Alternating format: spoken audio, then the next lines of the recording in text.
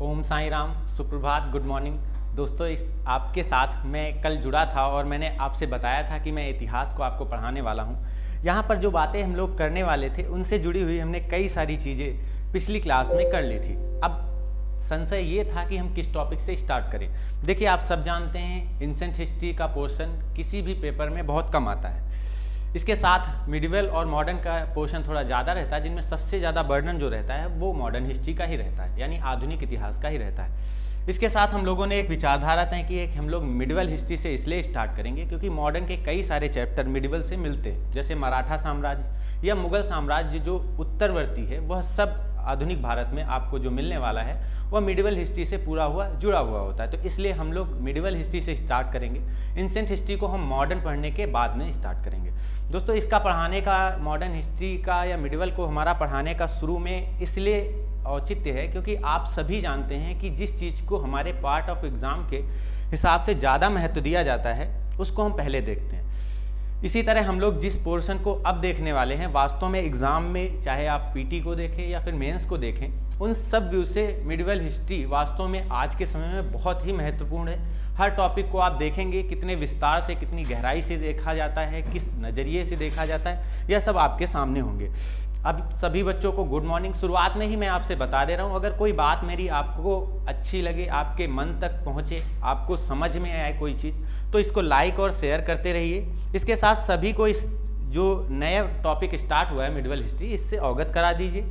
हम लोग बहुत ही इत्मीनान से अपने टॉपिक को पढ़ेंगे, हर चीज़ पे गहराई से चर्चा करेंगे, आप सब इसके बारे में भी खुद ही देखेंगे। तो हम बिना अपने समय को गंवाए हुए आप सभी को पुनः गुड मॉर्निंग करते हुए मैं अपने टॉपिक की ओर बढ़ता हूँ। बहुत सारे बच्चे गुड मॉर्निंग कर रहे हैं, सभी को मेरा गुड मॉर्निंग। आगे चल के हम अपने टॉपिक्स पे आते हैं।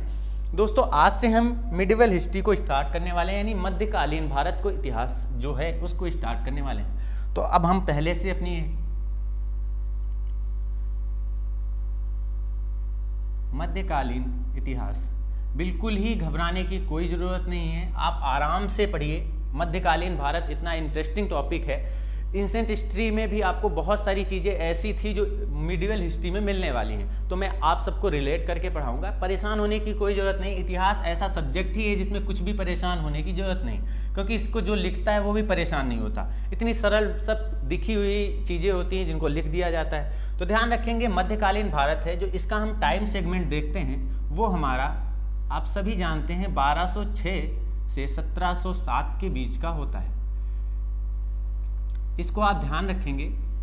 यह जो टाइम टेन्योर होता है आप सब जानते हैं, कुतुबुद्दीन ऐबक गद्दी पे बैठता है, यानी गुलाम वंश की शुरुआत होती है।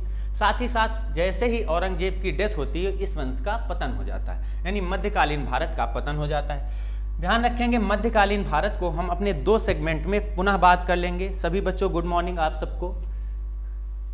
जसवंत सर गुड मॉर्निंग, आप सभी को गुड मॉर्निंग, परेशान मत होइए, गुड मॉर्निंग आप सभी को। देखिए, आप मध्यकालीन भारत में थे तो पहला हिस्सा आपका मध्यकालीन भारत का आता है जिसे आप सल्तनत काल के नाम से जानते हैं। सल्तनत काल के नाम से जानते हैं। इसका अगर टाइम सेगमेंट आप देखेंगे तो 1206 से लेके यहाँ पर आपको इब्राहिम लोधी की जब तक हत्या नहीं हो जाती तब तक का कालखंड आपको इसमें देखने को मिलेगा। इसमें आपको 5 राजवंश मिलेंगे, मैंने आपको कल भी बताया था। इसके साथ साथ ही जब आप मुगल भारत को पढ़ेंगे, इसके बाद का जो टॉपिक है, यानी मुगल कालीन जो बादशाह रहे उनको हम जब पढ़ेंगे तो उनके लिए बाबर जब ही आता है भारत में 1526 से, और उसके बाद औरंगजेब की डेथ के साथ ही यह कालखंड समाप्त हो जाता है। उत्तरवर्ती मुगल हम अपने मॉडर्न हिस्ट्री के पार्ट में पढ़ते हैं। इसी तरह जो मराठा के उत्तरावर्ती पेशवा थे उनको भी हम अपने आधुनिक भारत में पढ़ते हैं। इसलिए यह दोनों टॉपिक एक दूसरे से जुड़े हुए हैं। ध्यान रखेंगे, वास्तव में हम ऐसा क्यों करते हैं कि हम मध्यकालीन भारत को अपने 2 भागों में बांट लेते हैं। ऐसा क्या इसमें रुचिकर रहा कि हमने मध्यकालीन भारत को एंशिएंट हिस्ट्री यानी प्राचीन भारत से नहीं जोड़ा, यानी हम इसको पढ़ सकते थे प्राचीन भारत में, ऐसा क्यों नहीं किया गया? कुछ ना कुछ विशेष बात रही होगी। इसके साथ ही अगर हमने मध्यकालीन भारत को जोड़ा भी था तो इसके 2 हिस्से क्यों कर दिए? हम एक भाग में क्यों नहीं पढ़ लेते? जैसे प्राचीन भारत को हम एक भाग में पढ़ लेते हैं, इसी तरह हम क्यों आधुनिक भारत को एक भाग में पढ़ लेते हैं? तो हमने ऐसा क्यों किया? इसको समझने के लिए जरा आपको विचार करना पड़ेगा। आप सब जानते हैं सल्तनत कालीन जो भी शासक होते थे वो खुद को सुल्तान कहा करते थे, यानी पहला प्रोमिनेंट कारण क्या था कि यह लोग अपने आप को सुल्तान कहा करते थे। गौर से समझेंगे, यह लोग अपने आप को सुल्तान कहा करते थे।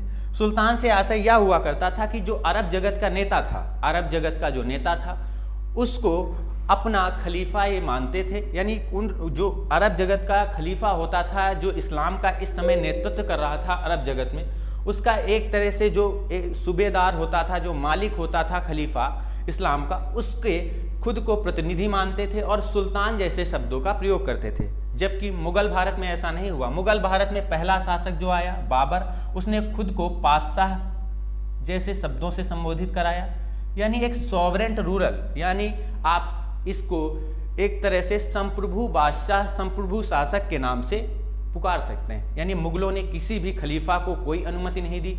याद रखेंगे शुरुआती 4 खलीफाओं को ही मुगल सिक्कों पर अंकित कराया गया। यानी मुगलों ने सिर्फ 4 खलीफा जो मोहम्मद साहब के बाद आए थे, उन्हीं के मिलने वाले, उन्हीं के रिश्तेदार और जो उनके मित्र थे, अभी मैं उन खलीफाओं के आपको नाम बताऊंगा, तो ध्यान रखेंगे अबू बकर, उमर, उस्मान और अली, यह क्रम से 4 खलीफा थे। इनका नाम ही मुगल सिक्कों पर सिर्फ छापा गया। जबकि आप सल्तनत काल में देखेंगे तो पूरा सल्तनत काल सिर्फ खलीफाओं के द्वारा ही संचालित किया जाता है। जब आप देखेंगे अभी आगे चल के सल्तनत काल में गजनवी का आक्रमण होता है तो उसे पहली बार सुल्तान की उपाधि खलीफा द्वारा ही दी जाती है। यानी खुद को खलीफा का प्रतिनिधि मानते हैं ये लोग।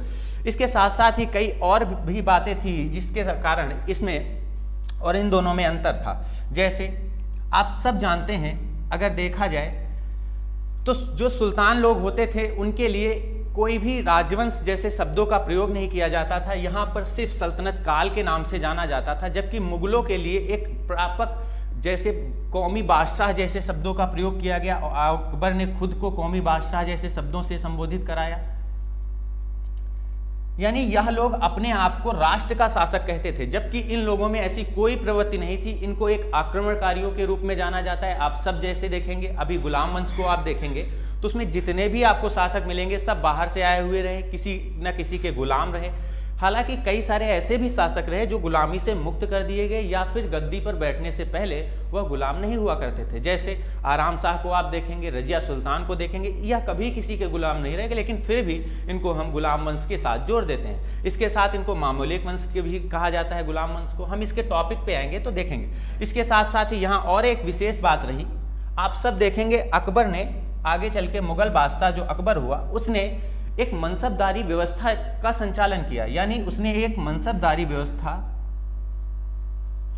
जिसे आप आज की ब्यूरोक्रेसी कह सकते हैं, ब्यूरोक्रेसी मतलब अफसरशाही, उसने इसका डेवलपमेंट कराया। जबकि सल्तनत काल में ऐसा कुछ भी नहीं था कि कोई ऐसी अफसरशाही एक तरह से डेवलप हो पाती जो मुगल भारत जैसे अखंड भारत को जोड़ पाती। आप सब जानते हैं अलाउद्दीन खिलजी जैसे राजा भी भारत के कई ऐसे हिस्से रहे जिनको जीत नहीं पाए थे, आप सब उनसे परिचित होंगे। लेकिन मुगल भारत में अकबर आता है, वो इन सबको अपने साथ लेता है और अंततः कई सालों तक देश पर राज करता है। ध्यान रखेंगे। इसके बाद फिर हम देखेंगे यहाँ पर एक और टेंडेंसी आती है। जब आप मुगल भारत को देखेंगे, मुगल भारत में आप सब जानते हैं अकबर ने कई सारी ऐसी धार्मिक नीतियाँ चालू की थी जिनके द्वारा उसने कई हिंदू राजाओं को अपनी ओर आकर्षित कर लिया था। आप सब जानते हैं उसके 9 रत्नों में 4 रत्न हिंदू हुआ करते थे, अभी आप सब देखेंगे। लेकिन ऐसी कोई यहाँ व्यवस्था नहीं थी। यहाँ तक ऐसी सल्तनत काल में व्यवस्था थी कि जो भी हिंदू इस्लाम को स्वीकार कर लेते थे उन्हें दोयम दर्जे का मुस्लिम कहा जाता था और उनको कई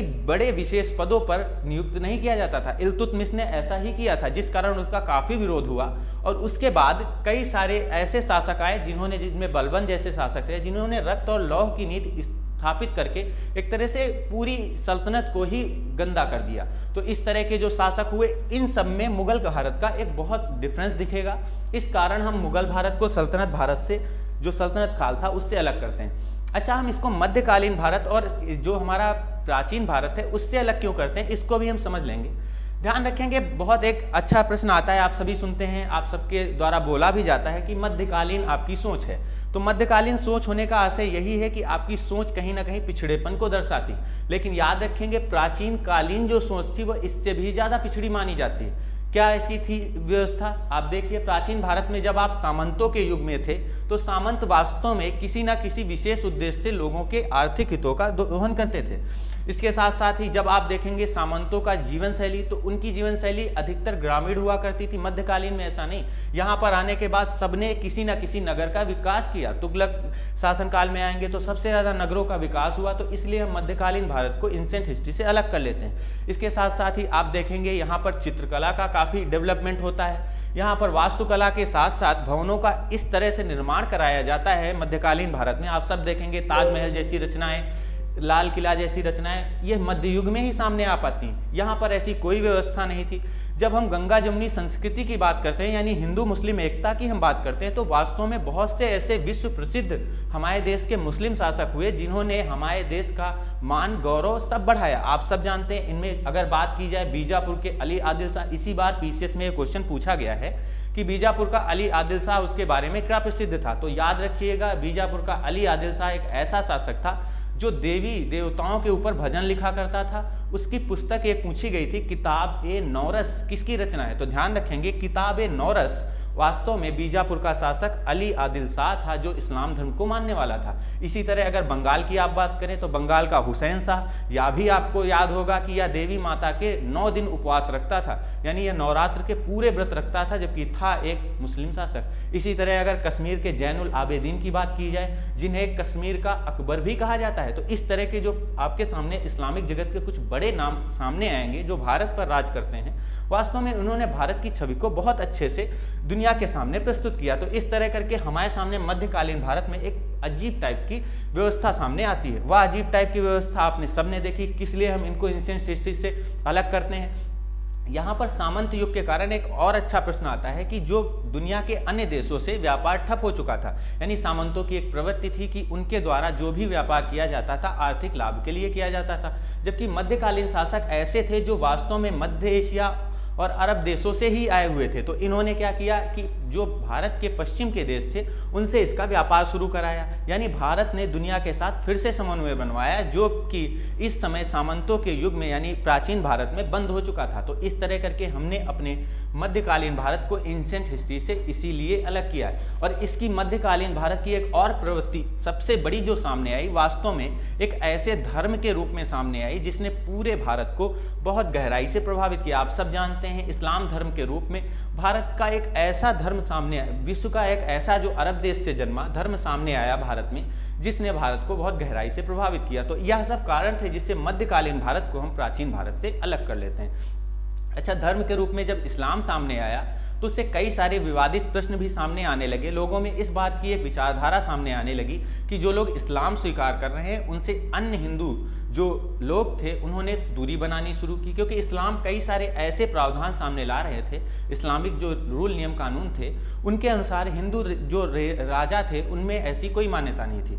इस्लाम में आप सब जानते हैं मूर्ति पूजा को एक तरह से वर्जित माना जाता है, यानी मूर्ति पूजा इसमें स्वीकार नहीं की जाती। इसीलिए किसी भी जगह आप देखेंगे कोई भी मूर्ति इस्लाम में देवी देवताओं की स्वीकार नहीं की गई। तो आप सब देख रहे हैं एक विवादित प्रश्न यहाँ भी सामने आ गया, यानी इसलिए हम मध्यकालीन भारत को प्राचीन भारत से अलग कर रहे हैं, क्योंकि एक नए धर्म का भारत में प्रवेश हो रहा है। तो जब हमको सारी चीज़ें धार्मिक, आर्थिक, सामाजिक एक साथ परिवर्तित दिखाई देंगी तो हम अपने उस युग को अलग कर लेंगे। तो इसी तरह हमने प्राचीन भारत को मध्यकालीन भारत से अलग कर लिया। देखिए दोस्तों, इन सब चीज़ों को समझने के बाद आप यूपीएससी के पैटर्न तक एग्जाम क्लियर करा सकते हैं। इन सब प्रश्नों से आप सब देख रहे होंगे कि हमने एक अपना दृष्टिकोण जो था वो तय कर लिया। देखिए बहुत सारे बच्चों के कमेंट्स आ रहे हैं, good morning sir, good morning sir. Tripti Mishra आपको भी good morning. Atul update sir good morning sir. बहुत सारे बच्चों सबको गुड मॉर्निंग मेरा। ध्यान रखेंगे बच्चों, इस तरह हम इतिहास का अपना एक आगे का टारगेट सेट करते हैं। मध्यकालीन भारत में जब हम आगे बढ़ते हैं तो हमने देखा एक नए धर्म का उदय हो रहा है। तो हमारे देश में एक नए धर्म का उदय हो रहा है, यानी हिंदू धर्म के साथ अब इस्लाम धर्म का प्रवेश हो रहा है। विवादित कई सारी चीज़ें रहीं जिन कारण हम इस्लाम धर्म को आज की क्लास में शुरुआत से पढ़ने वाले हैं। इस्लाम धर्म को इसलिए पढ़ने वाले हैं क्योंकि एक नए धर्म के रूप में भारत में मध्यकाल में प्रवेश कर रहा है। तो इसको भी आप देखेंगे। वास्तव में जब इस्लाम का उदय हुआ उस समय भारत की ऐसी स्थिति थी जो पूर्व मध्यकाल और प्राचीन भारत की स्थिति से पूरी तरह से ओत प्रोत था। लेकिन यहाँ पर जब देखेंगे भारत में इस्लाम का सबसे पहला प्रभाव वास्तव में 712 ईस्वी में जब मोहम्मद बिन कासिम देश में आक्रमण करता है तब से देखा जाता है। इसके पहले 636 ईस्वी से लेकर 712 ईस्वी तक कुल 36 ऐसे आक्रमण हुए जिनमें अरब जगत के किसी भी नेता को कोई सफलता नहीं मिली। यानी अरब जगत के जितने भी अभी तक नेता आए उनमें किसी को यह सफलता नहीं मिली कि वो भारत जीत सकें। लेकिन जो खलीफा इस समय था वाहिद नाम का खलीफा अरब जगत का था और उसके नेतृत्व में जो सिंध का एक तरह से कह सकते हैं इराक का गवर्नर था हज्जाज। ध्यान रखेंगे बुलेट पॉइंट के रूप में लिख लीजिए क्योंकि यह प्रश्न लगातार पूछे जाते हैं। जब भारत में 712 ईस्वी में सिंध पर आक्रमण होता है उस समय अरब जगत का जो खलीफा हुआ करता था उसका नाम वाहिद था। ध्यान रखेंगे यह इस समय का खलीफा हुआ करता था वाहिद। इसके साथ साथ इराक के गवर्नर को यह जिम्मेदारी दी गई थी कि भारत को आप जीतकर हमें सौंपें। यानी इराक का गवर्नर जो था उसका नाम हज्जाज हुआ करता था। ध्यान रखेंगे इसी ने भारत पर कई बार आक्रमण कराए लेकिन वास्तव में इसको कोई सफलता नहीं मिली। अंततः 80 वर्षों के बाद ध्यान रखेंगे 636 ईस्वी में भारत पर अरबों द्वारा पहला आक्रमण किया गया था। यानी जब आप देखेंगे यहाँ पर तो बहुत एक लंबा कार्यकाल आपको दिखेगा। 632 ईस्वी में मोहम्मद साहब के द्वारा जब डेथ हो जाती उसके करीब 4 साल बाद पहली बार भारत पर आक्रमण होता है। इस 80 साल के दौरान करीब करीब यहाँ पर भारत पर 36 बार ऐसे आक्रमण होते हैं जिनसे अरबों को कोई सफलता नहीं मिलती। लेकिन फिर 712 ईस्वी में एक 17 वर्षीय बालक को भारत में भेजा जाता है जिसका नाम मोहम्मद बिन कासिम था और यह हज्जाज का दामाद हुआ करता था। ध्यान रखेंगे हज्जाज का दामाद हुआ करता था जिसको नेतृत्व सौंपा गया था। ध्यान रखेंगे अब इस समय हमारे पास इस्लाम को लेकर कई सारे प्रश्न उठ रहे थे वास्तव में कि इस्लाम क्या है, कौन सी ऐसी चीज़ थी जिसके कारण भारत पर ये लोग आकर्षित थे। बहुत सारी ऐसी चीज़ थी जो इन लोगों को प्रभावित करते हुए इस्लाम में ला रही थी। जिहाद जैसे नारों के साथ भारत में ये प्रवेश कर रहे थे और अंततः सिंध विजय को प्राप्त कर ले रहे थे। सिंध विजय को पढ़ने से पहले हम अपने इस्लामिक जगत के उस टॉपिक को जरा देख लेते हैं जिनमें मोहम्मद साहब का और इस्लाम का कुछ सार छिपा हुआ है। तो उस सार को जरा हम अपने आप में अंतर्निहित करते हुए आगे बढ़ेंगे। मोहम्मद बिन कासिम द्वारा जो आक्रमण किया गया उसको हम बाद में डिटेल से अभी देखते हैं। जरा इसके पहले इस्लाम के बारे में थोड़ा समझ लें, क्यों ऐसा भारत में आक्रमण इस्लाम का हो रहा था, वास्तव में ऐसा कौन सा पहलू था जिस कारण इनको भारत आकर्षित कर रहा था। तो इन सब चीज़ों को हम अच्छे से समझते हुए अपने टॉपिक पहला जो आज का टॉपिक है हमने पहले समझ लिया मध्यकाल को आप क्यों एंशिएंट हिस्ट्री से अलग करते हैं। इसके साथ हमने सल्तनत काल और मध्यकाल मुगल काल दो पार्ट देखे मध्यकाल के, उनको हम क्यों अलग करते हैं। तो हमने इनके अंतर को समझने के बाद जो आज का पहला टॉपिक है ध्यान रखेंगे उसे आप हेडिंग के रूप में डाल लें, इस्लाम का उदय। बहुत प्रश्न इससे बन जाते हैं। मध्यकालीन भारत की शुरुआत यहीं से होती है। इसी टॉपिक के साथ हम अपने मध्यकालीन भारत को पढ़ते हैं। ध्यान रखेंगे इस्लाम का उदय उन परिस्थितियों में हो रहा था जिस समय जो अरब जगत के देश हुआ करते थे आपस में बटे हुए थे। ध्यान रखेंगे यहाँ पर कुल 360 मूर्ति पूजक जो कबीले हुआ करते थे, 360 मूर्ति पूजक कबीले हुआ करते थे। ध्यान रखेंगे इन मूर्ति पूजक कबीलों में आपसी तनातनी रहती थी, खून खराबा इतना ज़्यादा था, आर्थिक स्रोत बहुत सीमित थे। इस समय पेट्रोल की भी खोज नहीं हो पाई थी जिस कारण इनके आर्थिक स्रोत बहुत सीमित थे, इनका आर्थिक विकास भी नहीं हुआ था। आप भी जानते हैं इस समय अगर अफ्रीकी देश या अरब देशों में जाएं तो बहुत जीवन स्तर अच्छा नहीं माना जाता, महिलाओं की दशा भी काफ़ी अच्छी नहीं मानी जाती। इस कारण इनको बहुत पिछड़ी हुई एक तरह से दृष्टि से देखा जाता है। तो यहाँ पर उस समय की कंडीशन कुछ ज़्यादा ही खराब थी। 360 मूर्ति पूजक जो देवी देवता थे उनकी यहाँ पूजा हुआ करती थी। जैसे आज के समय में हम देखें तो जैसे शिव जी, दुर्गा माता, इस तरह हमारे देश में जैसे उनके स्थानीय देवता हुआ करते थे। और इनमें एक विवाद हो जाता था कि जैसे शिव जी और शनि देव के दो भक्त हैं आपस में लड़ जाएं इस बात को लेके कि हमारे शिव मंदिर में भक्त ज़्यादा आने लगे और शनि देव के मंदिर में कम आने लगे। तो इस बात को लेके विवाद हो जाए कि यहाँ से अपना मंदिर शिफ्ट करो या इसको अगर नष्ट कर देंगे तो हमारा मंदिर ज़्यादा भक्त हमारे पास आने लगेंगे। तो इस तरह के विवादों से घिर कर यह 360 जो मूर्ति पूजक कबीले थे आपस में लड़ा करते थे।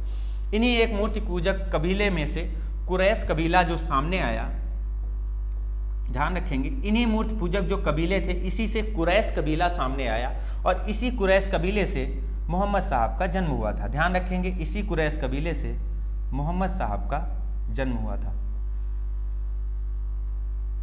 यह जो कबीले थे आपस में लड़ा करते थे जिसके कारण खून खराबे को देखकर मोहम्मद साहब पहले से ही बहुत व्यथित थे। आप इनके बारे में जरा इनकी जीवनी को देखेंगे मोहम्मद साहब की, वास्तव में मोहम्मद साहब का जो जीवन काल रहा आप सब जानते हैं, 570 ईस्वी से लेकर 632 ईस्वी तक इनका जीवन काल रहता है। और इस जीवन काल को यह वास्तव में कई सारे परिवर्तन के साथ शामिल करते हैं। ध्यान रखेंगे, इस समय मोहम्मद साहब का जब जन्म हुआ, इस समय इनके पिताजी नहीं रह चुके थे, यानी इनकी जन्म से पहले इनके पिताजी की मृत्यु हो चुकी थी। इनके पिताजी का अगर आप नाम देखें, देखिए कई बार जैसे कांस्टेबल है या एसआई है, इनमें सिर्फ फैक्चुअल प्रश्न ही पूछ लिए जाते हैं, तो आपको उसको भी ध्यान रखना है। इनके पिता का नाम अब्दुल्ला हुआ करता था। इनकी माता जी का नाम आमीना या अमीना हुआ करता था। इनकी पत्नी जो थी इनका नाम खदीजा हुआ करता था। ध्यान रखेंगे, मोहम्मद साहब ने 12 विवाह किए, ऐसा शरीयत में उल्लेख है। अंत में तो कई सारे ऐसे ग्रंथ सामने आए मुस्लिम जगत में ही कि इनके विवाहों को लेकर कई सारे विवादित प्रश्न सामने उठने लगे कि मोहम्मद साहब ने कई जगह बताया कि 5 विवाह किए गए। तो इस तरह के लेके जो हमारे देश में इस समय आप सब जानते हैं, पाकिस्तान के एक बहुत प्रसिद्ध इतिहासकार तारिक अहमद साहब हैं, इस समय लंदन निर्वासित हैं। आप सब जानते हैं पाकिस्तान से उनको निष्कासित करा दिया गया है क्योंकि देशद्रोही का उन पर एक आरोप लगा है। बहुत अच्छे उम्दा इतिहासकार हैं, भारत के परिवेश में उनकी एक अलग दृष्टिकोण रहता है। तो जो तारिक फतेह साहब हैं, उन्होंने कहा कि अब्दुल्ला साहब जो थे, इनके पिताजी मोहम्मद साहब के, उनके बारे में बताया जाता बहुत ही सौम्य प्रवृत्ति के व्यक्ति थे, गाय पालन का कार्य किया करते थे। मोहम्मद साहब भी उन्हीं के साथ रहा करते थे, लेकिन जब गाय पालन करते थे तो मोहम्मद साहब की उसी समय जन्म हुआ था जब इनकी डेथ हो गई थी। इनके जो भाई थे अब्दुल्ला साहब के, जिनको अमीर हमजा कहा जाता है, उनके साथ मोहम्मद साहब बड़े हुए। इनके एक चाचा थे जिनका नाम अबू तालिब भी हुआ करता था। ध्यान रखेंगे, इनका पालन पोषण इन दोनों लोगों ने ही किया था और इनके साथ ही मोहम्मद साहब गौ पालन का बिजनेस करने लगे। यानी मोहम्मद साहब का बचपन जो बीता वो गौ सेवा में ही बीता था। लेकिन बाद में जब मोहम्मद साहब धीरे धीरे बड़े हुए तो उनका जो मन था वो एकाग्रचित यानी ध्यान की ओर आकर्षित होने लगा।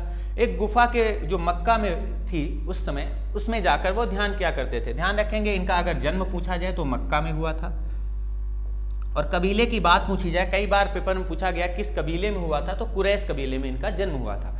इसके बाद जब इनकी पालन पोषण अबू तालिब, इनके जो चाचा, और अमीर हमजा, यह दोनों लोग इनके चाचा हुआ करते थे, इनके द्वारा इनका पालन पोषण किया गया। अंततः गौ सेवा से इन्होंने ध्यान की ओर आकर्षित हुए और वहाँ इनको एक गुफा में अल्लाह द्वारा संदेश दिया गया। अल्लाह द्वारा इनको मैसेंजर के रूप में चुना गया, यानी संदेशवाहक के रूप में चुना गया और बताया गया कि अल्लाह द्वारा इनको जो मैसेज दिया गया है उसे ही कुरान कहा जाएगा। यानी अल्लाह द्वारा जो इनको मैसेज मिला वही कुरान है। आप सब जानते हैं बहुत पवित्र ग्रंथ है।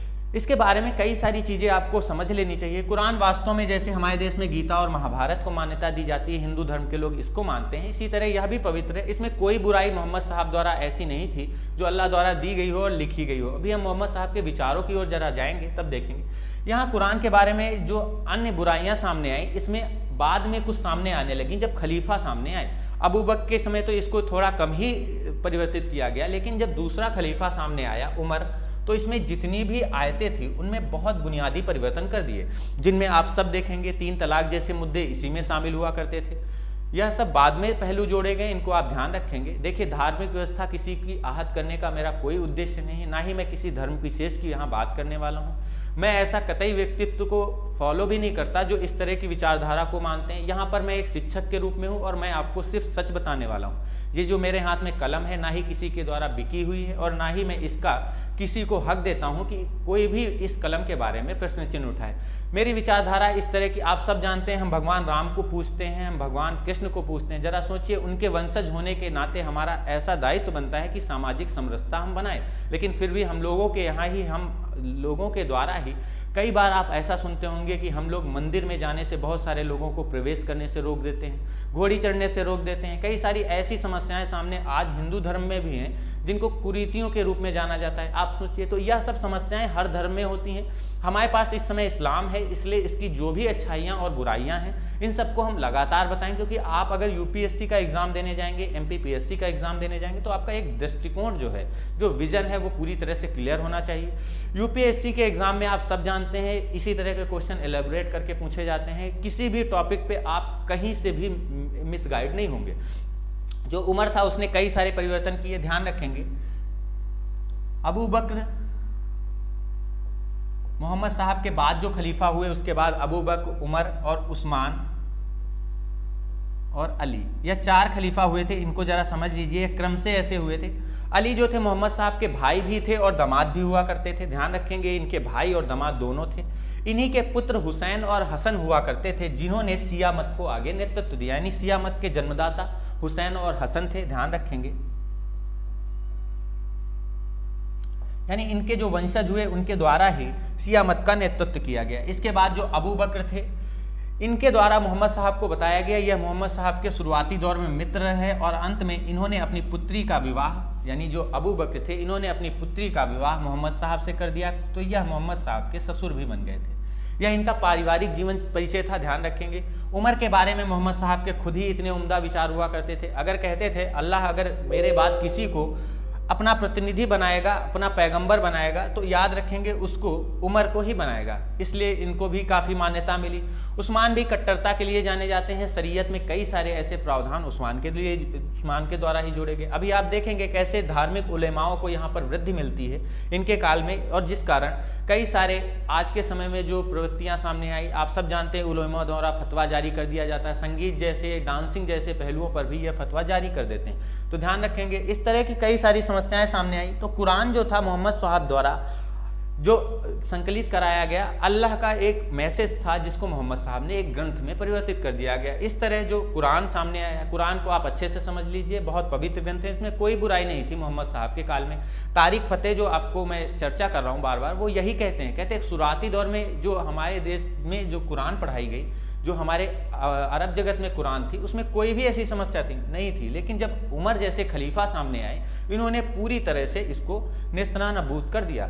आप सब जानते हैं इस समय इरफान हबीब एक बड़े उम्दा इतिहासकार माने जाते हैं। इनके पिता जो थे मोहम्मद हबीब, तो उन्होंने कहा था कि हमारे देश को इतना ज़्यादा नुकसान किसी भी राजवंशी, किसी भी आक्रमणकारी ने नहीं पहुँचाया जितना इन खलीफाओं ने पहुँचाया। तो इस तरह करके हमारे जो इनका एक धर्म इस्लाम था, इसके बारे में बहुत सारी मान्यताएं आने लगी।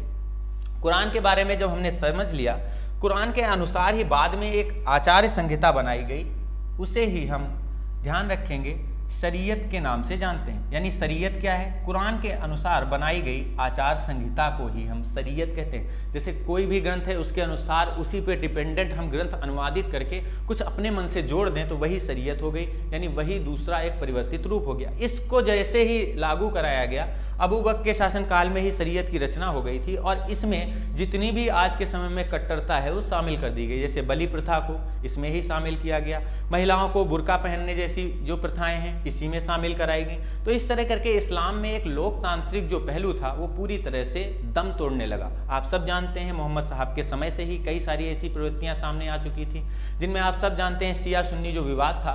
अच्छा सुन लीजिए, शिया सुन्नी क्या होते हैं? अबू बकर यानी जो मोहम्मद साहब के करीबी माने जाते थे, मोहम्मद साहब के अनुयायी माने जाते थे, उनको जो मानने वाले लोग थे, जो अबू बकर को नेता अपना बनाने वाले थे, ध्यान रखेंगे, उनको जो अबू बकर को अपना नेता मानते थे, क्योंकि मोहम्मद साहब के करीबी रहे थे, एक तरह से मोहम्मद साहब के अनुयायी थे, इसलिए इनको जो लोग मानते थे उन्होंने सुन्नी मत का अनुसरण किया और कहा कि वास्तव में सुन्नी मत ही श्रेष्ठ है। ध्यान रखेंगे। इसके बाद जो अली मोहम्मद साहब के दामाद और भाई दोनों हुआ करते थे, इनके जो पुत्र थे हसन और हुसैन, जो लोग इनको अपना नेता बनाना चाहते थे, यानी यह लोग मोहम्मद साहब के नाती हुआ करते थे, अगर उर्दू में कहें तो नवासी हुआ करते थे, जो इनको अपना नेता बनाना चाहते थे, उनके द्वारा जो फॉलोअर्स थे जो उनके, उन्होंने इन लोगों को शिया के रूप में मान्यता प्रदान कराने के लिए कहा। यह लोग मिल्लत के आधार पर यानी मुस्लिम भाईचारे के आधार पर सत्ता प्राप्त करना चाहते थे। यह मोहम्मद साहब के वंशज होने के कारण सत्ता प्राप्त करना चाहते थे। तो इस तरह करके ये जो विवाद सामने आया, आगे चलकर यह इतना खूनी संघर्ष विवाद बन गया, जिस कारण आज भी आप देखते हैं जैसे टर्की सऊदी अरब का विवाद इस्लामिक जगत का एक बहुत फेमस विवाद है जो कई सदियों से चला आ रहा। इसी तरह ईरान और सऊदी अरब का विवाद अभी आप देखेंगे चर्चा में चल रहा है काफ़ी। तो इस तरह करके आज वर्तमान में कितने सारे ऐसे विवाद इन दो धर्मों को लेकर ही सामने आए। इसी तरह अगर आप बात करें, मोहम्मद साहब ने लोकतांत्रिक व्यवस्था को कई सारे पहलुओं से जोड़ा, लेकिन अंतिम ये खलीफा जो सामने आने लगे तो यह सब लोकतांत्रिक व्यवस्था ठप होने लगी और अंततः एक चीज़ सामने आने लगी कि इन खलीफाओं द्वारा कट्टरवाद को पूरी तरह से प्रोत्साहन दिया गया। यहाँ पर एक व्यवस्था सामने आने लगी। आगे चलकर आप सद्दाम हुसैन जैसे नेताओं का नाम सुनेंगे, जिन्होंने इन जो खलीफा थे, इनके जो एक तरह से कबीले थे, उन पर थोड़ा लगाम कसनी शुरू की, लेकिन अमेरिका को यह सब अच्छा नहीं लगा और अंत में सद्दाम हुसैन को अमेरिका ने नष्ट कर दिया, जिस कारण यह कबीले फिर से स्वतंत्र हो गए और आज यह कबीले स्वतंत्र होकर ISIS जैसे संगठन को जन्म दे रहे हैं। आप सोचिए दुनिया के ऊपर कितना बड़ा संकट एक आतंकवाद के रूप में ISIS बना हुआ था। तो आप सबने देखा यहाँ पर क्या क्या समस्याएं इन दो धर्मों को लेकर ही सामने आने लगी, एक धर्म से दो एक तरह से निकलने लगे पहलू।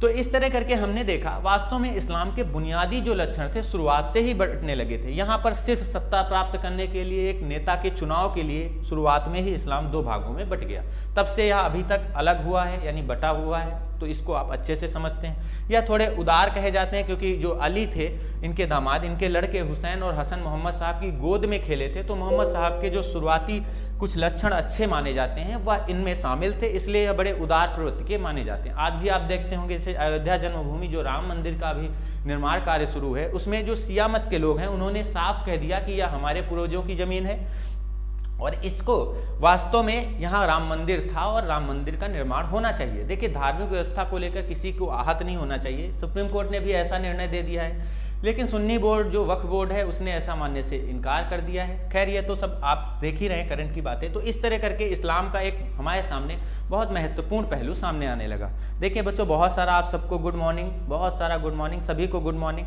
देखिए अगर आपके मन में कोई अच्छी बात लगती है, इस टॉपिक से कोई इंटरेस्टिंग चीज़ें सामने आने लगी, आप बहुत सारे प्रश्नों के उत्तर इससे देखने वाले हैं। ध्यान रखिएगा इन सब चीज़ों को आप पढ़ने के बाद जरा देखिएगा, एक ग्रंथ या एक पुस्तक में आपको इन सब चीज़ों से कहीं कुछ नहीं मिलने वाला। बहुत सारी कई सारे पुस्तकों में तो आप देखेंगे इस्लाम को 2 लाइनों में समेट दिया गया। उठा के देखिए आपके सामने मार्केट में हजारों पुस्तकें होंगी, लेकिन इन सब का जब निचोड़ आप देखेंगे वास्तव में इन सबसे प्रश्न बनते हैं। कई सारे प्रश्न तो फैक्चुअल जो आपके सामने आते हैं वास्तव में यही है। हदीस क्या है ध्यान रखेंगे। इसके बाद जब हमने शरीयत को समझ लिया, अब हमारे सामने प्रश्न आता है कि हदीस क्या था। मोहम्मद साहब के द्वारा कुरान, शरीयत और हदीस के रूप में जो यह ग्रंथ सामने आने लगे थे उनके बारे में चर्चा करते हैं। हदीस वास्तव में मोहम्मद साहब की एक खुद की द्वारा रचे हुए विचार थे, यानी मोहम्मद साहब के अगर विचारों की बात की जाए तो यह मोहम्मद साहब के विचारों पर आधारित पुस्तक थी। यानी मोहम्मद साहब के जो विचार हुआ करते थे उन्हें हदीस के रूप में मान्यता प्रदान की गई। यानी मोहम्मद साहब ने जो भी अपने अच्छे बुरे विचार थे उनको इसमें शामिल कराया। अब मोहम्मद साहब के विचारों को जरा देखिए और भारत में जो सूफी संत हुए उनके विचारों को देखिए। बहुत उदार किस्म के थे सूफी संत, आप सब जानते हैं निजामुद्दीन औलिया जैसे सूफी संत जिन्हें महमूद ए इलाही कहा जाता था। कई बार पेपर में प्रश्न पूछा गया। कुल 7 सुल्तानों की सेवा की, अमीर खुसरो उन्हीं के शिष्य थे, उन्होंने भी 7 सुल्तानों की सेवा की। अभी जब हम आगे चल के पढ़ेंगे सल्तनत काल बहुत आराम से समझेंगे इन चीज़ों से, क्योंकि प्रश्न हमारे मैंने बताया ना इतिहास ऐसा विषय है जिससे कोई भी प्रश्न बच के नहीं जाने वाला। आप खूब इत्मीनान से इस वीडियो को देखिए। कोई भी समस्या आती है कमेंट्स करिए, आपके सामने मैं उपस्थित हूँ। कोई भी दिक्कत वाली कहीं भी कोई चीज़ नहीं।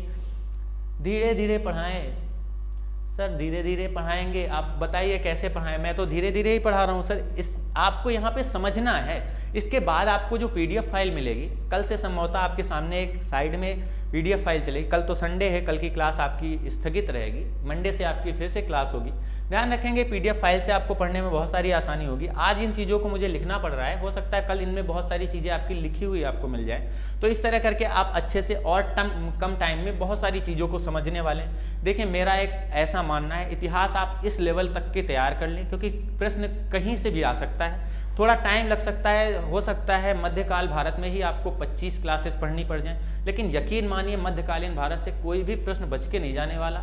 इसकी मैं दावा कर सकता हूँ, क्योंकि सीमित है। आप सब सोचिए इतिहास को असीमित बताया जाता है, लेकिन वह चीज़ जो सामने अभी तक उजागर ही नहीं हुई। अब सिंधु घाटी सभ्यता के बारे में अगर उसकी लेखन शैली के बारे में कोई शब्द उजागर ही नहीं हुए, कोई अक्षर पढ़ने में नहीं आ रहे, तो उन पर प्रश्न क्या बनाएगा आयोग। तो अगर आप बस सीमित है कि धौलावेरा के साइन बोर्ड पर हमें जो अक्षर मिले वह मिले, बस इसके बारे में कुछ भी नहीं, तो इसको आपको अच्छे से समझना है। तो यहाँ पर जो भी चीज़ें हैं उन सबको मैं इंक्लूड करे दे रहा हूँ। बस फिर आपका दायित्व बनता है वीडियो पॉज करके आप इनको नोट कर लीजिए और बड़े विधिवत से इनको तैयार कर लीजिए। इसके बाद आपको कहीं इतिहास पढ़ने की कोई कहीं ज़रूरत नहीं पड़ेगी। कोई चीज़ एक दूसरे से अलग नहीं होगी, सब एक दूसरे से जुड़ी हुई होंगी, इसलिए आपको पढ़ने में बहुत आसानी होगी। एक कहानी के रूप में मैं आपको समझाता चला जा रहा हूँ और हर टॉपिक को मैं इसी तरह पढ़ाऊँगा। देखिए अगर मेरा पढ़ाने का तरीका आपको अच्छा लगता है, देखिए अगर आप अच्छे स्टूडेंट हैं, आप पढ़ाई के लिए पूरी तरह से डेडिकेटेड हैं, तो कोई समस्या आने वाली नहीं। और हाँ, कुछ बच्चों को अगर ऐसा लग रहा है कि मेरा ये जो गुड मॉर्निंग बच्चे, गुड मॉर्निंग सभी बच्चों को, good morning. Sir pen change कीजिए। अच्छा सर, बिल्कुल सर, पेन चेंज कर देंगे। अच्छा, येलो कलर का पेन आपको दिख नहीं रहा होगा, तो इसके लिए आपको मैं माफ़ी आपसे चाहता हूँ। ध्यान रखेंगे अगली बार से, ये चीज़ आपको अच्छे से समझ में आनी चाहिए। यहाँ पर बहुत सारे जो आप देख रहे थे पॉइंट, इनमें हदीस तक आपने पढ़ लिया, यानी मोहम्मद साहब के द्वारा जो विचार लिखे गए थे उनको आपने पढ़ लिया। अब मोहम्मद साहब के विचारों की बात की जाए तो ध्यान रखेंगे, यूपीएससी ने एक कोटेशन पूछा था कि वास्तव में मोहम्मद साहब के द्वारा जो विचार दिए गए उनको किस में शामिल किया गया। तो वास्तव में ये जो विचार थे वो हदीस में शामिल किया गया, और हदीस वास्तव में एक ऐसी पुस्तक है जिसमें मोहम्मद साहब के द्वारा सारे विचारों को शामिल किया गया। तो इसको आप ध्यान रखेंगे। इसके बाद जो आप बात करते हैं मोहम्मद साहब के विचारों की, जब आप कहीं सूफी दरगाह पे जाएंगे तो वहाँ विचार ऐसे लिखे मिलेंगे आपको, मोहम्मद साहब की इसी हदीस पुस्तक से लिखे हुए मिलेंगे, जिसमें कहा जाता है कि मोहम्मद साहब कहते हैं कि अगर आपका पड़ोसी भूखा है और आपने भोजन कर लिया तो आपका भोजन हराम है, यानी व्यर्थ है आपका भोजन करना। यानी कितनी देखिए परपीड़ा की इनको चिंता है, किसी दूसरे को भूखा तक नहीं देख सकते, ऐसा मोहम्मद साहब के विचार थे। कितनी ज़्यादा इनमें परपीड़ा, दूसरों के कष्टों को समझने की इनमें चेष्टा थी। लेकिन वास्तव में आज के समय में अगर देखा जाए तो ऐसा कोई भी जिहादी कार्य नहीं करता, परपीड़ा की किसी को चिंता नहीं। आप सब जानते हैं बॉर्डर पर सैनिक खड़े हुए हैं, वो भी किसी के भाई, किसी के पुत्र, इस तरह से उनके अंदर जो भी जज्बा देश की सेवा के लिए है, यह सब जिहादी नहीं समझते। तो इन सब चीज़ों को आप ध्यान से समझेंगे। फिर इसके बाद जरा देखिए, मोहम्मद साहब कहा करते थे, एक बार एक घटना ऐसी हुई, मोहम्मद साहब जब यहाँ मक्का में सती प्रथा और दास प्रथा, इसके साथ साथ मूर्ति पूजकों का विरोध कर रहे थे, क्योंकि यह खलीफ जो मूर्ति पूजक कबीले थे आपस में लड़ा करते थे। इन कबीलों को मोहम्मद साहब ने एक करने के लिए कई सारे प्रयास किए, और अंत में इन कबीलों को जब एक नहीं कर पाए, इन्होंने बहुत सारे जो काम किए थे उनमें ध्यान रखेंगे, सती प्रथा का इन्होंने विरोध किया था। ध्यान रखेंगे, दास प्रथा का यह विरोध करते थे। दासों के बारे में उनका सोचना था कि अगर इनको आप रख के इनकी एक तरह से सुरक्षा प्रदान कर सकते हैं तो आप दास प्रथा को मतलब एक तरह से जारी रख सकते हैं। लेकिन यह कतई इनका उद्देश्य नहीं था कि दासों को सिर्फ अपने स्वार्थ के लिए, अपने एक तरह से उपभोग के लिए रखा जाए। महिलाओं को अगर कोई दास बनाता था तो मोहम्मद साहब कहते थे, इस्लाम में कई सारे विवाह का प्रचलन मोहम्मद साहब के समय से था। मोहम्मद साहब खुद 12 विवाह करते हैं, तो इसके बारे में बताया जाता। वास्तव में इस समय कबीली जो क्षेत्र थे आपस में लड़ा करते थे, स्त्रियों का हरण कर लिया जाता था, जिससे उनकी सुरक्षा के लिए कई विवाह जैसे एक प्रचलन कार्य सामने आए। तो यह कोई बुराई के रूप में नहीं, महिलाओं की सुरक्षा करना अगर इनका दायित्व था तो विस्तृत रूप में बिल्कुल सही था। लेकिन आज के दौर में ऐसा कतई नहीं। महिलाओं को हमारे जैसे देशों में तो कोई असुरक्षा का माहौल नहीं समझ में आता, क्योंकि यहाँ पर अब कोई दास बनाने जैसी प्रथा सामने बची ही नहीं, इन सब का उन्मूलन हो चुका है। तो यहाँ पर अगर बात करें दास प्रथा की, तो इसके बाद फिर अगर मोहम्मद साहब ने कोई अच्छा कार्य किया, वह यह था कि इन्होंने मूर्ति पूजक जो कबीले थे उन सबसे कहा कि आप यह मूर्ति पूजक कबीले जितने भी हैं इन सबको एक करिए, और इन 360 मूर्ति पूजक जो कबीले हैं इनको एक ऐसे स्थिति में ला दीजिए जो एक हो जाएं। तो मोहम्मद साहब ने इन्हीं 360 मूर्ति पूजक कबीलों को ढकवा के, जैसे सारे देवी देवताओं को, इनके कबीली देवी देवताओं को ढकवा के, और अंत में इसी का नाम काबा रख दिया। ध्यान रखेंगे, इसका नाम काबा रख दिया। जो आज के समय में बहुत सारे लोग बताते हैं कि ये जो काबा है वास्तव में यहाँ शिव मंदिर था, तो ऐसा कतई इन सब चीज़ों पे विश्वास करने की बात नहीं कही जा सकती, क्योंकि यहाँ आप सब जानते हैं कबीली जो उनके मूर्ति पूजक देवी देवता थे वह वास्तव में उनके स्थानीय देवता थे।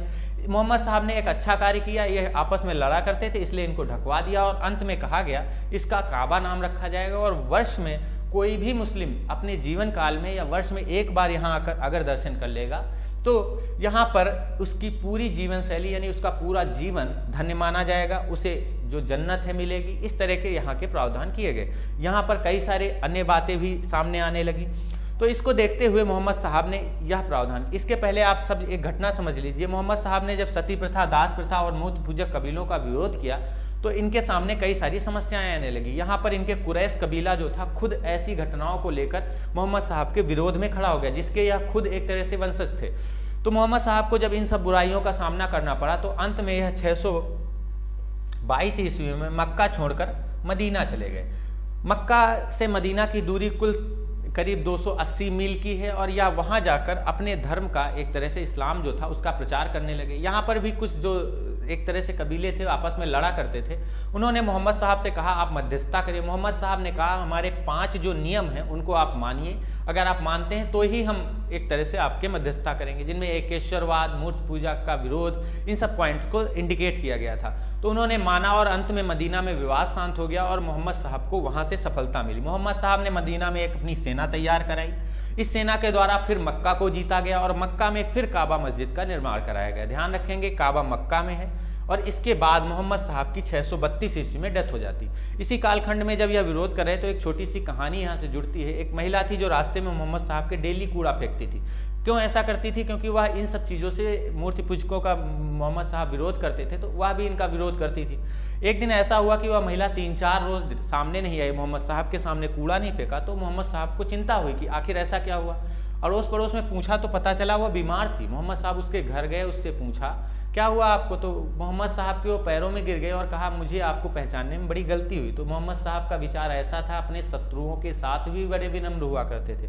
उनकी आर्थिक दृष्टि इतनी तेज थी, आप सोचिए जब कुरैश कबीलों के आर्थिक संसाधन सारे बंद हो गए, क्योंकि कुरैश कबीला ये मूर्ति पूजक जो आते थे दुनिया के, उनकी सुरक्षा करता था, गौ सेवा के कार्य करता था। तो मोहम्मद साहब के कुरैश कबीले में आर्थिक संसाधन एक तरह से बंद हो गए, क्योंकि यहाँ मूर्ति पूजा का एक पहलू जो था वो बंद हो गया। मोहम्मद साहब ने यहीं पर एक ऐसा संसाधन डेवलप करा दिया कि वर्ष में दुनिया के हर देश से इस्लाम को फॉलोअर्स जो हैं वो आएंगे, इस तरह आर्थिक संसाधन आपके बने रहेंगे। तो यहाँ पर मोहम्मद साहब की एक अच्छी आर्थिक सोच भी कही जाएगी। महिलाओं को लेकर उनके काफ़ी अच्छे विचार रहे। उन्होंने जितने भी विवाह किए वह महिलाओं की सुरक्षा के लिए किए। हदीजा उनकी पत्नी का नाम है, जो आप सबसे पेपर में पूछा जाता है। तो इस तरह करके मोहम्मद साहब का जो एक जीवन शैली थी, जो व्यक्तित्व था, वो सामने आता है। बहुत सारे बच्चों फिर से आपसे सर प्लीज़ ब्लैक पेन का यूज करिए। बिल्कुल सर, आपको इस ब्लू पेन से कम दिख रहा है, ठीक है बच्चों, आपसे ब्लैक पेन से यूज कर लेते हैं। परेशान मत होइए, आराम से सब चीज़ें पढ़ेंगे। अगर कोई दिक्कत आती है सामने तो इसी तरह आप कमेंट करके मुझे बताते रहें।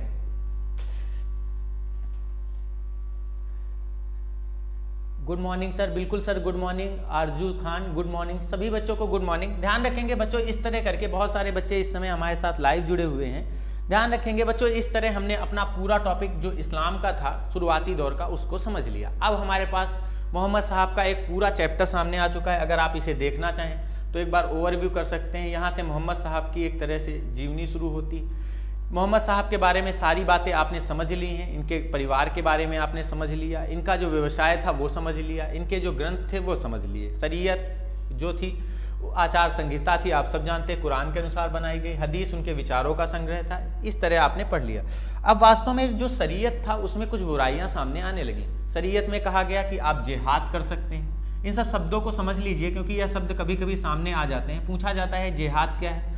जिहाद वास्तव में कुरान में जो दर्शाया गया वो धार्मिक बुराइयों के विरुद्ध युद्ध को कहा गया। यानी अगर कोई आपके धर्म के विरुद्ध बुराई है, उसके खिलाफ अगर युद्ध कर रहे हैं तो बिल्कुल यह जिहाद कहा जाएगा। जैसे मान लीजिए इस समय इस्लाम को मानने वाले लोग, उनके साथ कोई बुराई कर रहा है, यानी उनके वंशजों या फिर जैसे कुरान है उसको जला रहा है, तो यह एक धार्मिक बुराई है। इसके खिलाफ आप युद्ध करिए, चाहे वो कोई राजा हो या कोई आपका एक तरह से शत्रु हो। तो इस तरह करके जिहाद सामने आया। लेकिन वास्तव में इस समय यह आतंकवादियों के हाथ में, आप सब जानते हैं। जिहाद के शब्द को ही इन्होंने दूर दूसरित कर दिया है। तो अब इसके बारे में आप वर्तमान में देख रहे हैं, नारा देते हैं हम जिहादी हैं, धार्मिक युद्ध कर रहे हैं, यानी इस तरह की बातें आती। इसके बाद गजा और गाजी जैसे शब्द सामने आने लगे, आप सब जानते हैं। गजा वास्तव में धर्म युद्ध को कहा जाता है। जो धर्म युद्ध किया जाता है उसे गजा कहा जाता है। जिहाद धार्मिक बुराइयों के विरुद्ध युद्ध को कहते हैं, गजा धर्म युद्ध कहते हैं। तो यह धर्म युद्ध होता है। इसको जो धारण करता है उसे गाजी कहा जाता है। आप सब अभी गाजी मलिक जैसे शब्दों को सुनेंगे आगे चल के। अकबर भी खुद के आगे गाजी लगाता है। मुगल बादशाह जितने हैं सब अपने आगे गाजी लगाते हैं। लेकिन अकबर जैसे शासक ने कभी कोई धर्म युद्ध किया ही नहीं। आप सब जानते हैं, किसी भी धर्म को उसने एक तरह से बढ़ावा नहीं दिया। हिंदू धर्म के साथ साथ उसने जैन धर्म को भी संरक्षण दिया। जिन सूरी जैसे आप सब जानते हैं इसी समय थे। इसके बाद जो समस्या यहाँ पर सामने आने लगी, औरंगजेब के शासनकाल से सामने आने लगी। उसने शरीयत को पूरी तरह से लागू कर दिया, यानी शासन का दृष्टिकोण जो कुरान हुआ करता था इस्लाम में, अब शरीयत सामने आने लगा। शरीयत के अनुसार उसने सारे हिंदू मंदिरों को तोड़वाना शुरू किया। यह परंपरा तो पहले भी सामने आ चुकी थी, बाबर ने भी ऐसा किया था। मीर बाकी ने उसी के समय मंदिर तोड़ा था, प्रसिद्ध जो विश्व प्रसिद्ध मंदिर है। तो इस तरह की जो समस्या है वो सब पहले से सामने थी। लेकिन यहाँ पर औरंगजेब के शासनकाल में पूरी तरह से भारत में एक धार्मिक बुराई के रूप में इस्लाम को स्थापित कर दिया। यानी अब भारत में एक ऐसा माहौल बन गया कि जो इस्लाम स्वीकार करेगा उसको भारत के अन्य हिंदू राजवंशों से एक तरह से टक्कर लेनी होगी। तो यहाँ पर एक बुराई सामने आने लगी। इसके साथ साथ जब आप आगे देखेंगे तो इस्लाम में कुल 4 करों का जो उनके क्षेत्र जीते जाते थे उनमें उल्लेख किया गया। जैसे पहला कर जिसको जजिया के नाम से जानते हैं, यह सब बहुत इंपॉर्टेंट हैं, कई सारे राजाओं ने इनको लगाया है। फिर इसी तरह ज़कात, आप अच्छे से समझ लीजिए। इसी तरह खुम्स एक कर हुआ करता था। इसी तरह खिराज, इनको जरा समझ लेते हैं क्योंकि लगातार इन पर प्रश्न बन जाते हैं। जजिया या मूर्ति पूजकों से लिया जाता था, आइडोशिप के द्वारा लिया जाता था, यानी जो मूर्ति पूजा करते थे।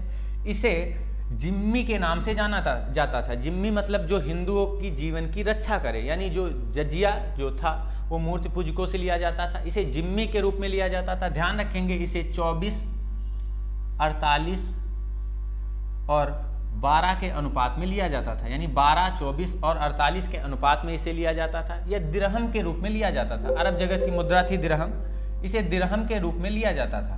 ध्यान रखेंगे अपने देश में इस समय टंका चलती थी मुद्रा, आप सबको पता होगा। तो टंके के रूप में अगर इसको देखा जाए तो 6 दिरहम बराबर 1 टंका हुआ करता था। तो इस 1 टंके को आप अपने देश में मान सकते हैं, अपने देश की मुद्रा थी। यानी यह 2, 4 और 8 टंके के अनुपात में लिया जाता था। इसको भी आप ध्यान रखेंगे, अगर इसको आप टंके में परिवर्तित कराएं तो 2, 4 और 8 टंके के अनुपात में लिया जाता था। मूर्ति पूजकों से लिया जाता था। जजिया में कई सारे प्रावधान ऐसे थे जिनमें इनको छूट भी मिली थी। जैसे जो इस समय वृद्ध लोग हुआ करते थे, महिलाएं और बच्चे, इनको इसमें छूट मिला करती थी। ध्यान रखेंगे वृद्ध, महिलाएं और बच्चे, उनको जजिया से मुक्त रखा गया था, क्योंकि वास्तव में जजिया ऐसा एक कर था जो घर के प्रधान के ऊपर लगा दिया जाता था। अगर मूर्ति पूजा करेगा घर के मुखिया के ऊपर लगा दिया गया तो इसको जिम्मी के रूप में उसे चुकाना ही होता था, चाहे वो 2, 4 और 8 दिरहम के इसमें टंका के अनुपात में चुकाए या दिरहम में चुकाए। तो इस तरह का कर था। इसके बाद दूसरा कर था जकात। जकात जो धनी मुस्लिम हुआ करते थे उनसे वसूला जाता था। ध्यान रखेंगे यह धनी मुस्लिमों से लिया जाता था। जजिया मूर्ति पूजकों से लिया जाता था, धनी मुस्लिमों से जकात लिया जाता था। इसे आगे चल के सदका और टिक के नाम से भी जाना गया। जो सदका था आप सबसे पूछा गया, अभी जल्द में ही क्वेश्चन आपके सामने आया, सदका किस प्रकार का कर है। तो ध्यान रखेंगे इसे धनी मुस्लिमों से लिया जाता था। धनी मुस्लिमों से लेने से आशय था, यहाँ अगर आप देखेंगे तो इसे वक्फ के नाम से भी जाना जाता था। टिक और वक्फ 2 और ऐसे एक तरह से कर हुआ करते थे। वक्फ के नाम पर आप सब जानते हैं इस समय भूमियों का जो वितरण कराया जाता था। अलाउद्दीन इनाम और वक्फ के आधार पर जो भूमियाँ वितरित की थी मुस्लिम राजाओं ने, उसको भी छीन लिया था। तो अलाउद्दीन के काल में इस वक्फ को और डिटेल से समझ लेंगे। लेकिन यहाँ ध्यान रखेंगे वक्फ जो था वास्तव में मुस्लिमों के द्वारा एक ऐसा प्रावधान था जिसके गरीब लोगों को दिया जाता था। धनी मुस्लिमों से इसे वसूल कर गरीब लोगों को दिया जाता था। सदका इसी का एक हिस्सा था, यानी जकात का एक हिस्सा सदका था। और इसका दूसरा वर्जन टिक के नाम से भी जाना जाता था। यानी यह दोनों कर किस प्रकार के थे, जकात प्रकार के कर थे। तो इस तरह करके इसे धनी मुस्लिमों से लिया जाता था। कुल आमदनी का ध्यान रखेंगे, कुल आमदनी का 1/40वां हिस्सा यानी करीब 2.5% इसे वसूला जाता था। बहुत बार यह सब प्रश्न आते हैं, कोई भी प्रश्न आपसे बच के नहीं जाना चाहिए, पूरी गहराई से देखेंगे। हो सकता है आपको पहली बार कठिन लग रहा हो, खूब इत्मीनान से पढ़िए। इतिहास पढ़ रहे हैं बच्चों, कोई कठिन थोड़े ना है। इन सब चीज़ों पे तो लगातार आपको सीखना है। देखिए यह हम अपने देश में इस समय व्यवस्था चल रही है मध्यकाल की, तो इसको हम समझेंगे। मैंने आपसे कहा था मध्यकाल को मैं आपको पूरी तरह से दृष्टिगोचर करूंगा। मध्यकाल की आपको मैं फिगर दिखाऊंगा कि ये मध्यकाल हुआ करता था, इसमें दिरहम और टंका जैसी मुद्राएं चलती थी। जजिया, जकात, खुम्स जैसे खिराज जैसे कर सामने आने लगे थे। तो इस तरह करके ध्यान रखिएगा। जो खुम्स था उसे माल-ए गलीमत भी बोलते थे। इसका इतिहास जो है खुम्स का वास्तव में मोहम्मद साहब के शासनकाल से ही जुड़ा हुआ है। मोहम्मद साहब जो लूट का धन हुआ करता था, कबीलों को मोहम्मद साहब ने मक्का के कबीलों को मदीना में जब सेना गठित की थी उसके द्वारा जब जीता गया मक्का को, यहाँ पर जो कबीले हुआ करते थे उनके धन को लूटा गया और यह सेनाओं में बांट दिया गया, क्योंकि सेनाओं को सैलरी चाहिए थी। तो उस जो माल-ए-गलीमत हुआ करता था उसका जो एक हिस्सा था वो बांट दिया गया। तो इस तरह करके एक बुराई के रूप में सामने आने लगा। बाद में जो खलीफा हुए उन्होंने माल-ए-गलीमत को एक युद्ध के रूप में, जब सेना भेजी जाती थी सेनाओं को बताया जाता था कि आप अगर युद्ध जीत गए तो आपको माल-ए-गलीमत यानी खुम्स का जो कर मिलेगा वो आपको 80% दिया जाएगा, यानी 20% ही यहाँ खलीफा को चाहिए होता था। तो ध्यान रखेंगे जो खुम्स था ये लूट का धन हुआ करता था। बहुत डीप में जाएगा तब आपसे यूपीएससी जैसे एग्जाम में सब प्रश्न पूछेगा, लेकिन आपसे आयोग जैसे है, आप एमपी पुलिस है, कांस्टेबल है, या फिर यूपीएसआई, यूपी पीसीएस है, उनमें इस तरह से पूछ लिया जाता है खुम्स क्या है, लूट का धन।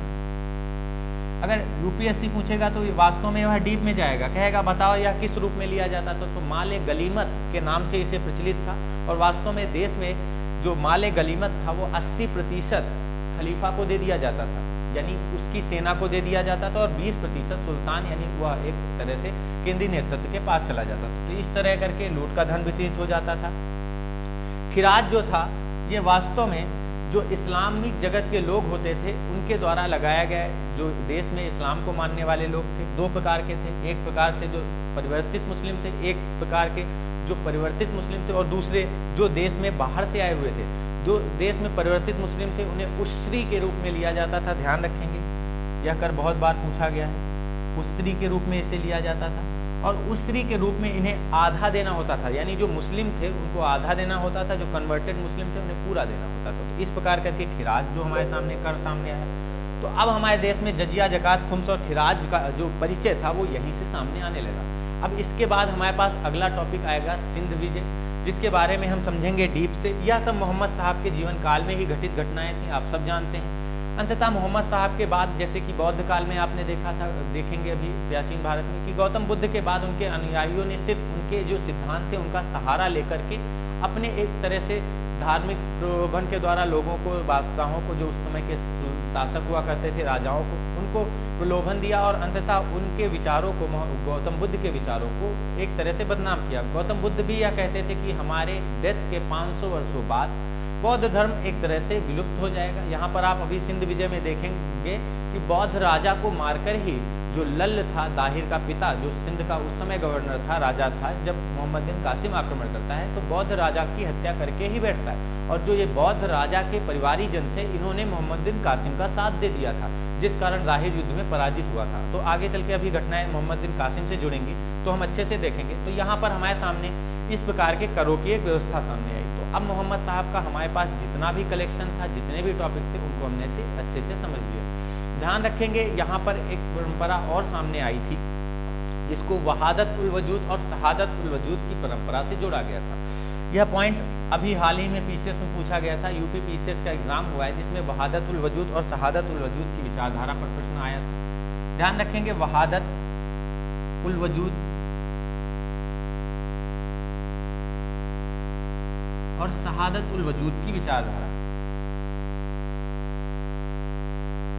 शहादत उल वजूद की विचार, वहादत उल वजूद की विचारधारा में जैसे निजामुद्दीन औलिया यानी सूफी संत जैसे लोग सामने आते हैं। ध्यान रखेंगे बड़े उदार प्रवृत्ति के लोग होते हैं। मोहम्मद साहब ने वहादत उल वजूद की जो विचारधारा थी, इन्हीं के एक मानने वाले व्यक्ति थे मोहम्मद साहब को, अली उल नर्ब नाम था उनका, उन्होंने इसका जन्म किया था, यानी उनके द्वारा यह विचारधारा दी गई थी। इन्होंने बताया ईश्वर एक है, चाहे आप राम के रूप में माने या रहीम के रूप में माने, कोई समस्या नहीं। हम भी यही चाहते थे, हमारे देश में भी यही था, हम भी राम और रहीम दोनों की पूजा करते हैं, आप सब जानते हैं। यहाँ पर कोई समस्या सामने नहीं आई। लेकिन यह सब अगर सामने आता और यह देश में लागू रहता तो फिर ये कैसे संभव था कि मंदिर तोड़े जाए। फिर मंदिरों को तोड़ने के लिए इस विचारधारा की मतलब एक तरह से परंपरा बन जाती तो मंदिर नहीं टूट पाते।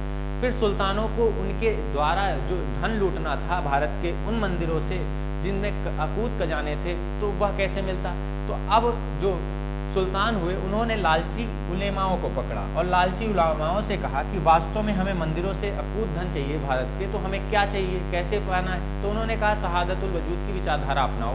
इसमें कहा गया अल्लाह एक कैसे, अल्लाह तो वो है जो मूर्ति पूजक के रूप में नहीं है, यानी अल्लाह मूर्ति की रूप में नहीं है। यहाँ पर तो मूर्ति पूजक को भी मान्यता दे दी गई क्योंकि राम मूर्ति के रूप में है, तो यहाँ पर एक मूर्ति पूजक के रूप में मान्यता नहीं दी गई। वास्तव में यह विचारधारा कट्टरपंथ की ओर ले गई और अंततः आज के समय में जितने भी जिहादी हैं, जितने भी एक तरह से हुर्रियत कॉन्फ्रेंस के जैसे नेताओं के लोग हैं, बहावी आंदोलन जैसे लोग हैं, इरफाम हबीब जैसे लोग इस समय जो इतिहासकार की दृष्टि, मैं तो उन्हें इतिहासकार मानता भी नहीं हूँ, पता नहीं उनके अंदर ऐसी कौन सी कला देश में विकसित कर ली उन्होंने कि इस तरह की समस्या आज पैदा करते हैं। आप सब जानते हैं कट्टरपंथ की एक विचारधारा जो देश में हुर्रियत कॉन्फ्रेंस के द्वारा फैलाई गई, आज हमारे देश में एक ऐसा कांटा बन के चुभ रही है जो वास्तव में शांत नहीं हो रही। आप पुलवामा हमले देखते हैं, उनमें भी नाम आता है इन सब लोगों का।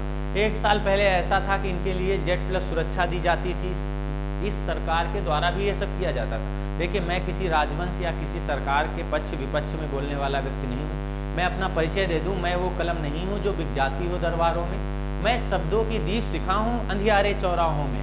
मैं वाणी का राजदूत हूँ, सच पे मरने वाला हूँ, डाकू को डाकू कहने की हिम्मत करने वाला हूँ। गलत है जो मैं उसको गलत कहूँगा।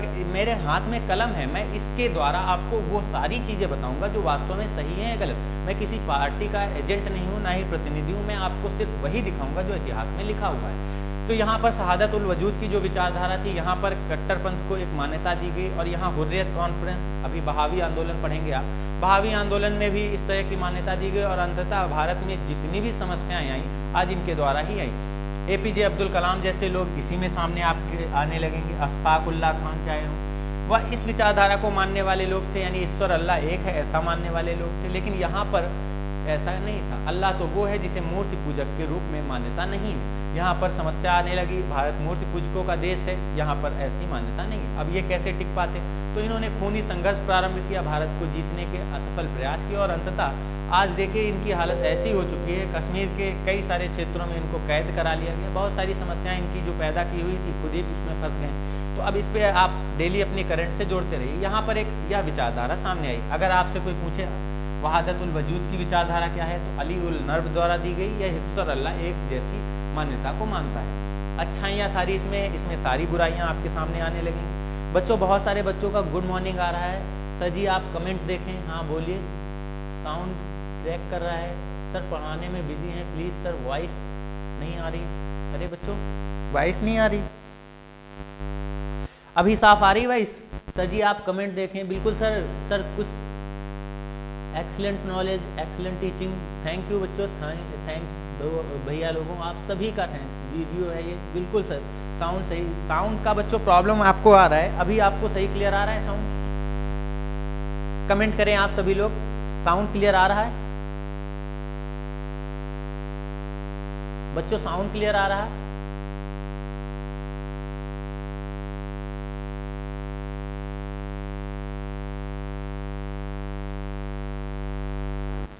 बच्चों 1 सेकंड के लिए आप सभी लोग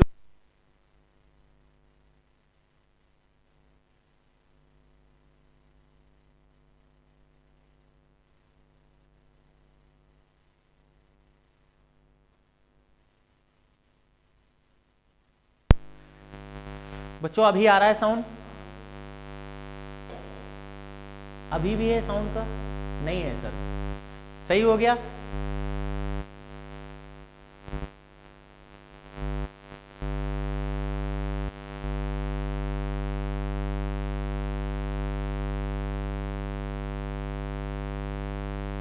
सही है बच्चों साउंड? कमेंट करें बच्चों, जल्दी से बताइए साउंड कैसा है आपके सामने।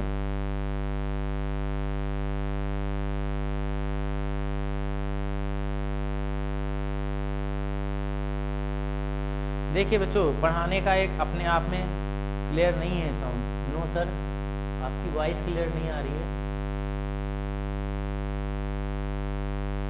टू की आवाज़ आ रही है। बच्चों 2 मिनट के लिए आप रुके, मैं चेक करता हूँ, परेशान नहीं।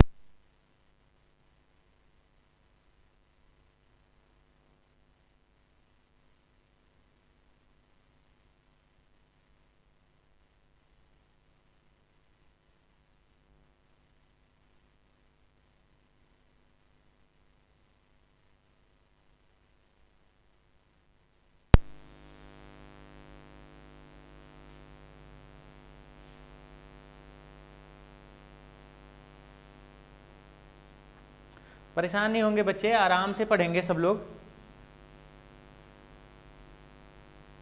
बिल्कुल बच्चे, मैं अपने मोबाइल में ही चेक कर रहा हूँ, परेशान मत होइए। मेरी टीम है जो वो चेक कर रही है, आप इसके लिए आश्वस्त रहें। जो तकनीकी प्रॉब्लम है वो आज की क्लास में आपको सब देख ली जाएंगी। कल से अगर दिक्कत होगी तो मैं सारी चीज़ों को सेट करके आपके सामने आऊँगा, परेशान होने की कोई ज़रूरत नहीं है बच्चों। बिल्कुल सारी चीज़ें एकदम अच्छे से देखेंगे हम लोग।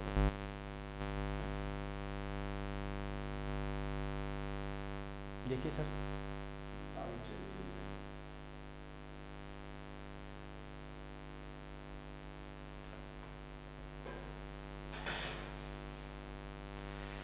बच्चे परेशान नहीं होंगे। देखिए बहुत सारी चीज़ें होती हैं जो टेक्निकल प्रॉब्लम के कारण दिक्कत आ जाती है, बिल्कुल घबराएंगे नहीं।